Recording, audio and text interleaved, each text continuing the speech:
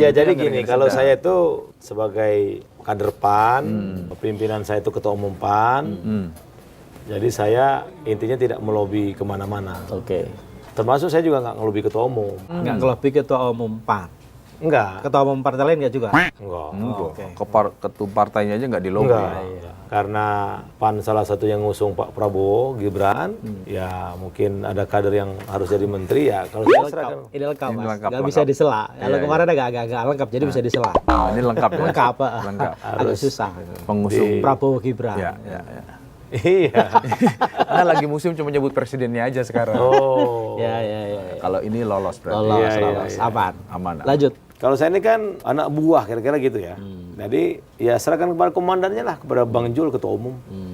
Jadi Bang Jul yang ngusulkan, alhamdulillah Pak Prabowo setuju kan. Lanjut dilantik, habis itu baru kita ke desa-desa. Sat. Aku agak penasaran Ki. Kalau PAN itu kan partai modern yang sebagian besar Ya, konstituennya basisnya itu urban. basisnya itu adalah kelas menengah perkotaan lah. Orang-orang yang tingkat pendidikannya di atas. Ya. Terus sekarang Itu dulu ya, mungkin di awal reformasi PAN itu memang perkotaan, kampus gitu kan. Kalau sekarang ke desa. desa. Oke. Cerdas juga Bang Zul ya. Dan ini istimewa, Mas. Karena sebelumnya sorry kalau saya perlu dikoreksi. Sebelumnya itu kan Menteri Desa itu selalu dari PKB kan. Iya, memang. tiga Dari kali. dari Aku awal bilang. gitu kan. Ini Aku baru pikir- ini adalah Bang Yandri adalah Menteri PAN pertama yang menduduki posisi Mendes PDT ini. Tempatnya saya kira memang pas saya di situ. Pas. Saya kan Kenapa? lagi trending sekarang kan sejarah saya itu kan. Jadi tempat saya lahir itu namanya Desa Palak Siring. Saya lahir kan tahun 74. Dari tahun 74 sampai saya tamat kuliah 98 Di Bengkulu ya? Di Bengkulu. Ya. Terus saya merantau ke Jakarta sampai tahun 2000. Dan di kampung kami itu memang nggak ada listrik, desa tertinggal. Jadi saya waktu dari lahir sampai kuliah nggak pernah lihat listrik di rumah, nggak pernah lihat kamar mandi, nggak pernah lihat televisi, nggak Berarti pernah kalau lihat kompor. 74 berarti dulu nonton film si Unyil ya? Iya, tapi numpang ke orang, Mas. Pak Raden gitu. Pakai Iya. kan pakai aki, Mas. Pakai aki. Jadi kalau kita nggak bayar aki, ditutup gordengnya, gitu loh, nggak bisa lihat. Iya. Jadi baru ada listrik tahun 2000-an.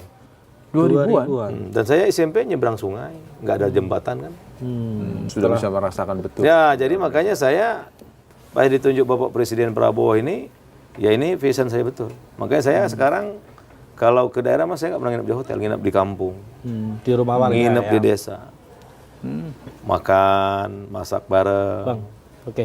Tadi kan udah diminta sama Pak Presiden untuk jadi menteri khusus untuk ngurusin desa dan daerah tertinggal.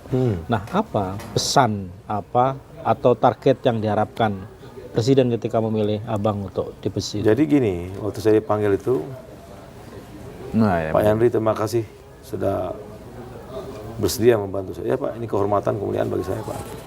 Ini sangat strategis sekali yang Anda pimpin di desa. Ya Pak, siapa? Karena prinsip saya itu kan kalau membangun desa pasti membangun Indonesia kan. Ya. Nah itu diminta Pak Prabowo itu bagaimana desa-desa itu ya memang harus ditumbuh kembangkan. Kemiskinan kan banyak di desa, pengangguran banyak di desa, ya kan. Tingkat pendidikan yang rendah di desa. Kalau kita bangun desa pasti bangun Indonesia. Maka tagline Kemendes sekarang saya buat bangun desa, bangun Indonesia, desa terdepan untuk Indonesia.